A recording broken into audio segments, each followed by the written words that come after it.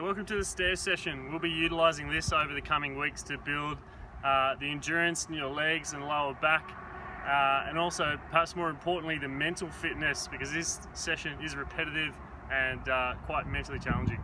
The goal of this session is to achieve the vertical metre ascent target that's set out for you, either above or below this video.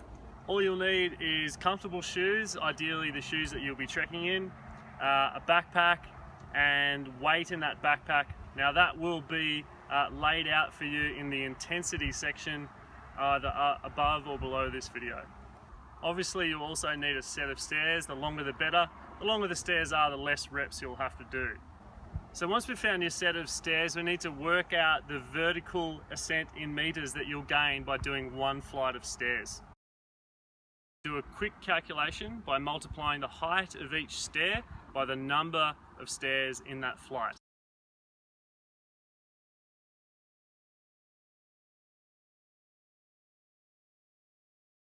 Then we divide the ascent target for this session by the number of meters gained in one flight, and that's how we find out how many laps you have to do in this session. So for example, let's say we have a vertical ascent target today of 300 meters, and my staircase behind me here has 25 stairs, each are 20 centimeters high.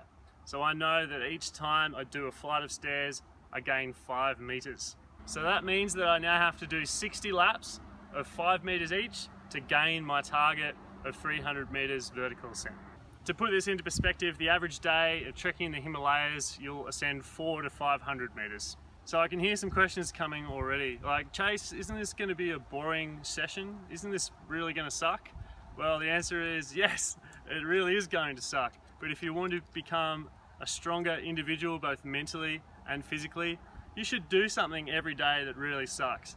You're going to be stronger by choosing to do something that perhaps is not that enjoyable, but is going to be good for you. Now, over the course of the training, I'll be adjusting the pack weight and the height in vertical meters to account for the other training that you'll be doing during the week, to make sure you're fully prepared and to allow you to recover over the weeks of training that you're doing. I'll be doing this either specifically for your trek or individually for you if you're doing personalized one-on-one coaching. So once you know how many laps you have to do, grab your backpack, your comfortable shoes, and then start getting these laps done. Now, you don't need to be racing up and down the stairs doing this as quickly as possible. Just get into a steady pace and tick them off nice and slowly. So a couple of important things. You want to keep count. Don't lose track of how many reps that you've done.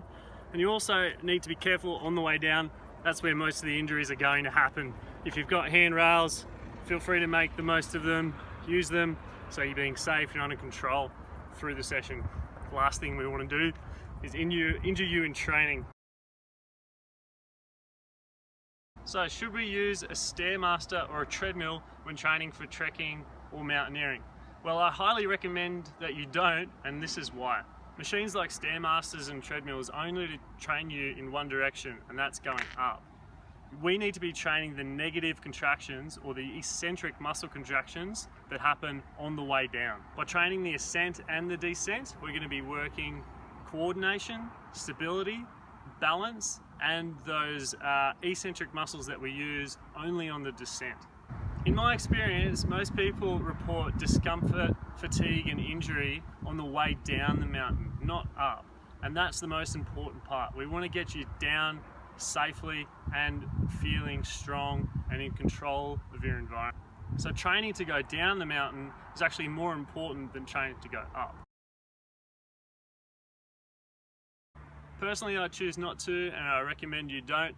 The objective of using trekking poles is to make the work easier, which is not the outcome of this session. I do recommend using trekking poles in some training, but that's restricted solely for the actual hikes. If you choose to use them for safety purposes, that's totally up to you.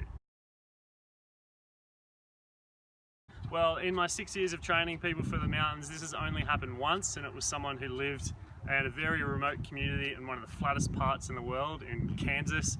And what we ended up doing was just using a box rather than the stairs. So we measure the box height and we use that to accumulate our target ascent in meters. I mean, the best personally for me is to be outside, but there's plenty of other options like the internal staircases in buildings, fire escapes, multi-level car parks always have stairs as well. So there's a couple of options that you may not have thought of to find a good set of stairs. So that's it for this video. We just need to find a set of stairs, do your calculations, get your backpack and your comfortable shoes, and get the work done.